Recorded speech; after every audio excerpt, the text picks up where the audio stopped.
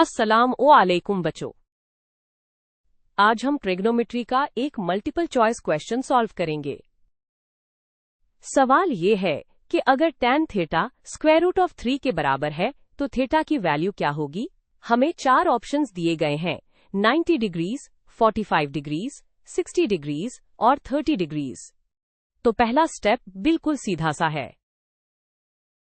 हमें जो इक्वेशन दी गई है उसको अच्छी तरह से समझना है। इक्वेशन है tan theta is equal to the square root of 3।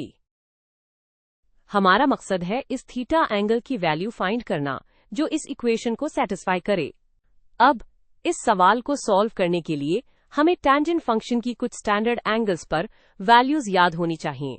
जैसा कि आप स्क्रीन पर देख सकते हैं, tan 0 डिग्रीज 0 होता है, tan 30 डिग्रीज होता है 1 over square root 3, tan 45 degrees 1 होता है, tan 60 डिग्रीज स्क्वायर रूट 3 के बराबर होता है और tan 90 डिग्रीज अनडिफाइंड होता है।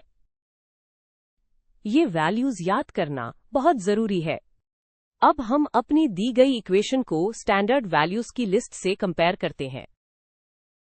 हमारी इक्वेशन थी tan theta equal square root of 3। जब हम लिस्ट में देखते हैं तो हमें साफ नजर आता है कि tan 60 डिग्रीज की वैल्यू भी स्क्वायर रूट ऑफ 3 होती है। इसका मतलब है कि हमें डायरेक्ट मैच मिल गया है। चूंकि हमें पता है कि tan थीटा भी स्क्वायर रूट ऑफ 3 है और tan 60 डिग्रीज भी स्क्वायर रूट ऑफ 3 है, तो हम इन दोनों एक्सप्रेशंस को एक दूसरे के बराबर लिख सकते हैं। यानी tan थीटा बराबर है tan 60 डिग्रीज के। जब हम इस equation tan theta equals tan 60 degrees के दोनों साइड्स को कंपेयर करते हैं तो हम आसानी से नतीजा निकाल सकते हैं कि थीटा की वैल्यू जरूर 60 डिग्रीज होनी चाहिए। तो हमारा थीटा 60 डिग्रीज है। आखिरी स्टेप में हम अपने जवाब को दिए गए ऑप्शन से मैच करेंगे। हमारा जवाब आया है 60 डिग्रीज। चलें ऑप्शंस देखते हैं।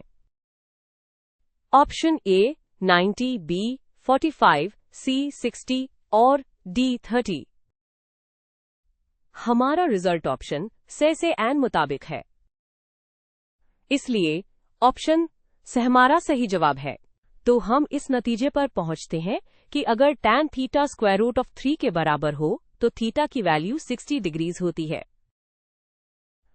लिहाजा हमारा दुरुस्त जवाब ऑप्शन सी है, यानी 60 डिग्रीज।